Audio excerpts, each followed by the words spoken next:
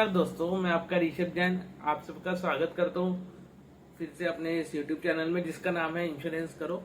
दोस्तों, तो मैं आज फिर से हाजिर हो गया हूँ आप सबके बीच में एक नई वीडियो लेकर के, जिसका टॉपिक रहेगा हमारा बेसिक्स ऑफ हेल्थ इंश्योरेंस। दोस्तों, आज की वीडियो में हम लोग बात करेंगे कि एक नॉर्मल हेल्थ इंश्योरेंस में क्या क्या चीजें तो होनी ही चाहिए। मतलब इन चीजों से कोई कॉम्प्रोमाइज कर ही नहीं सकता। अगर कोई हेल्थ इंश्योरेंस पॉलिसी परचेज कर रहा है ना, तो उसमें ये सारी बेसिक चीजें 100% होनी चाहिए। तो दोस्तों, बिना टाइम वेस्ट करे हम स्टार्ट करते हैं अपने डिस्कशन को। तो दोस्तों, मेरा पहला पॉइंट है कि रूम रेंट लिमिट का। दोस्तों, जब भी कोई व्यक्ति किसी भी हॉस्पिटल में एडमिट होता है ना, तो सबसे पहले क्या होता है, उसको रूम अलॉट किया जाता है। तो चाहे वो रूम इकोनॉमी रूम हो सकता है, आपका डिलक्स रूम हो सकता है, ट्विन शेयरिंग हो सकता है, आपका स्वीट हो सकता है, आपका अल्ट्रा लग्जरी रूम हो सकता है। तो ये रूम्स की कैटेगरी होती है और हर रूम्स के चार्जेस अलग अलग होते हैं अकॉर्डिंग टू दी फैसिलिटीज। ठीक है। तो हेल्थ इंश्योरेंस हमको ये कहता है, दो तरीके की पॉलिसीज होती है। एक तो वो पॉलिसी होती है जिसमें आपका लिमिट होती है 1% of sum insured, 2% of sum insured, 10% of sum insured. और दूसरी तरीके की पॉलिसीज होती है कि जिनमें up to the sum insured तक रूम रेंट कवर रहता है।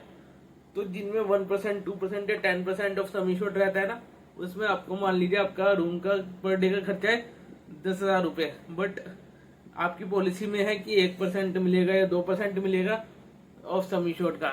तो इन पॉलिसीज को कहते हैं कैपेबल पॉलिसीज, जिनमें आपका रूम रेंट पे कैपिंग लगी होती है। और दूसरी पॉलिसीज होती है जिनमें कोई कैपिंग नहीं होती। आपने 10 लाख की पॉलिसी ले रखी है तो 10 लाख रुपए तक का ही आपका रूम कवर होगा उसमें, उसमें कोई कैपिंग नहीं होगी। दोस्तों, ये चीज आप जरूर चेक कीजिएगा। पहली चीज, अपना कोई भी हेल्थ इंश्योरेंस पॉलिसी परचेज करते हुए, चाहे वो आप अपने लिए ले रहे हो अपनी फैमिली के लिए। दूसरा पॉइंट है हमारा प्री हॉस्पिटलाइजेशन। दोस्तों, कोई भी व्यक्ति अगर जब भी हॉस्पिटल में एडमिट होता है ना, उस एडमिट होने के पहले के खर्चों को हम बोलते हैं प्री हॉस्पिटलाइजेशन। इस प्री हॉस्पिटलाइजेशन में आपके दवाइयों के खर्चे, टेस्ट के खर्चे, कंसल्टेशन के खर्चे, ये सारे खर्चे इंक्लूड रहते हैं। तो कुछ कंपनीज कहती हैं कि भाई हम 30 दिन तक के खर्चे इंक्लूड करेंगे प्री हॉस्पिटलाइजेशन में। कुछ कंपनीज कहती हैं 60 दिन के, कुछ कंपनीज कहती हैं 90 दिन के, कुछ कंपनीज है जो इससे ज्यादा का भी देती है। तो ये चीज भी बहुत जरूरी है चेक करनी कि आपका प्री हॉस्पिटलाइजेशन कितने दिन का दे रही है आपकी पॉलिसी में कंपनी। उसके बाद आता है हमारा पोस्ट हॉस्पिटलाइजेशन, यानी कि डिस्चार्ज होने के बाद के खर्चे।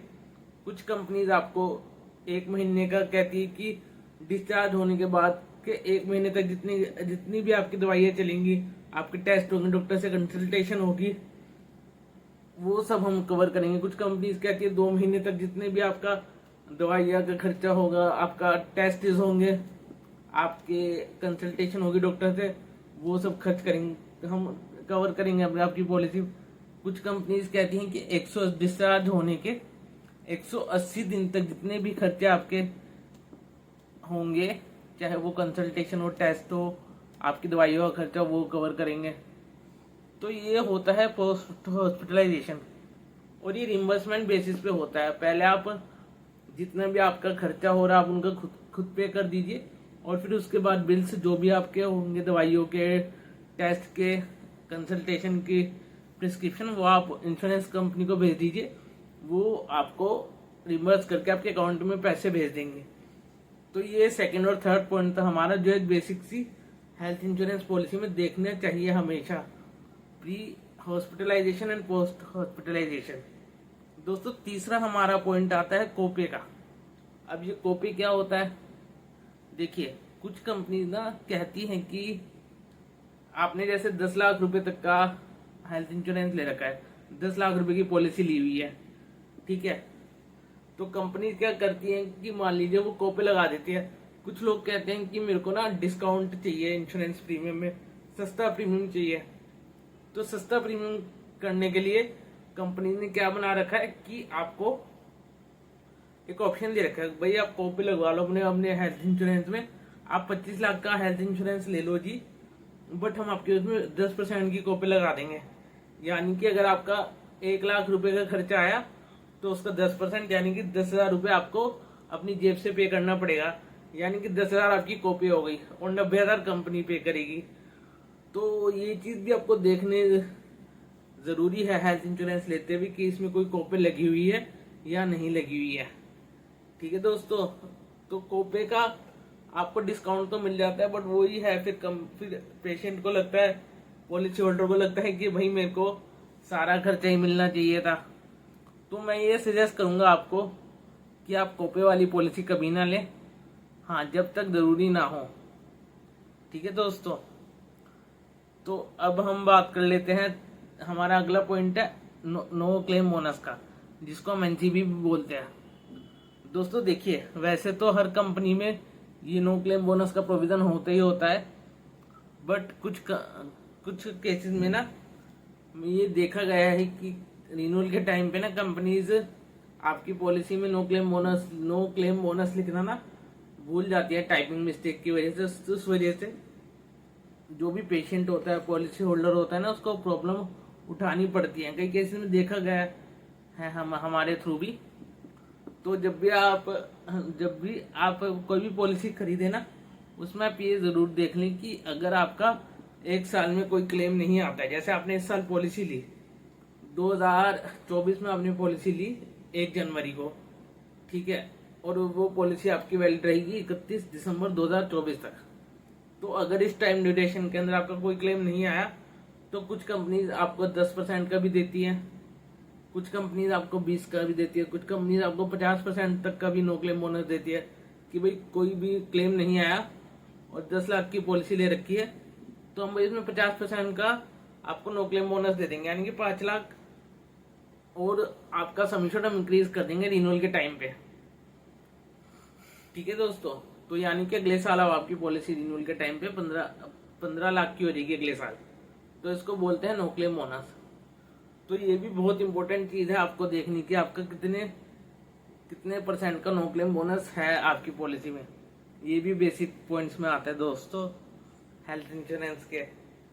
ठीक है ना, आई होप कि आप मेरी बातें समझ रहे होंगे एंड आपको ये बहुत ज्यादा हेल्प करेंगे। ट्रस्ट मी, जब भी आप अपना हेल्थ इंश्योरेंस लेंगे ना, आपको ये सारी पॉइंट्स बहुत काम आएंगे। दोस्तों हमारा नेक्स्ट पॉइंट है वेटिंग पीरियड का। दोस्तों जब भी आप कोई भी हेल्थ इंश्योरेंस पॉलिसी परचेज करें ना, तो ये जरूर देख लें कि आपकी पॉलिसी में वेटिंग पीरियड कितना है।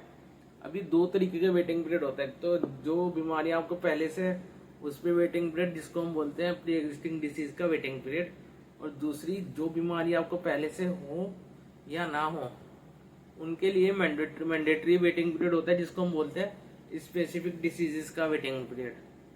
ठीक है, तो पहले बात कर लेते हैं हम नॉर्मल वेटिंग पीरियड जो कि प्री एग्जिस्टिंग डिसीज पे लगता है। यानी कि पॉलिसी लेने से पहले आपको कोई बीमारी है, जैसे मान लीजिए किसी को डायबिटीज है और उसने ये शो कर दिया अपनी पॉलिसी में कि भाई मेरे को डायबिटीज है, तो कंपनी क्या करेगी, अब कंपनी इस पे ना वेटिंग पीरियड लगा देगी कि भाई हम आपको इतने साल के बाद आपकी डायबिटीज कवर करेंगे। कोई भी हॉस्पिटलाइजेशन आता है आपका, तो हम इतने साल बाद आपका डायबिटीज का हॉस्पिटलाइजेशन केस एक्सेप्ट करेंगे।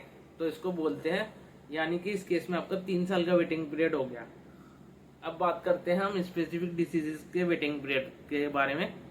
मान लीजिए किसी को स्टोन की प्रॉब्लम पॉलिसी लेने के बाद डायग्नोज हुई, ठीक है, उसने पॉलिसी ली आज और उसको 6 महीने बाद उसकी स्टोन की प्रॉब्लम डायग्नोज हुई। उसको पॉलिसी लेने से पहले तो नहीं डायग्नोज हुई ना, ठीक है, तो बट उसका स्टोन का कोई भी सर्जरी, कोई भी हॉस्पिटलाइजेशन 2 साल के बाद कवर होगा, क्योंकि हमारी पॉलिसी में ये स्पेसिफिक डिसीज का वेटिंग पीरियड में स्टोन की प्रॉब्लम मेंशन थी और उसका वेटिंग पीरियड था 2 साल।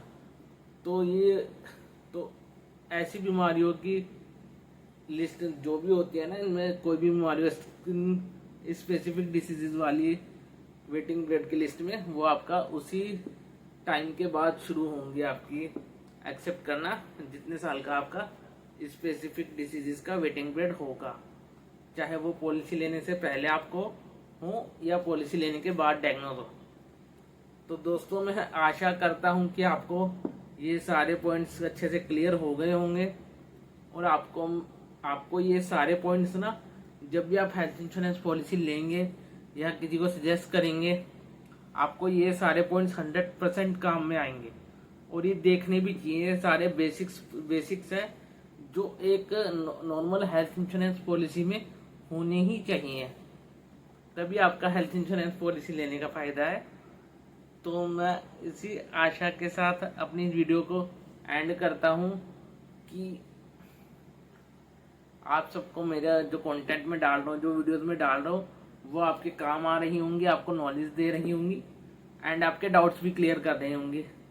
तो इसी आशा के साथ हम अपनी वीडियो को एंड करते हैं और बहुत जल्द मिलते हैं किसी फिर अगले इंफॉर्मेटिव एंड हेल्पफुल टॉपिक के साथ। तब तक के लिए नमस्कार, जय जिनेंद्र।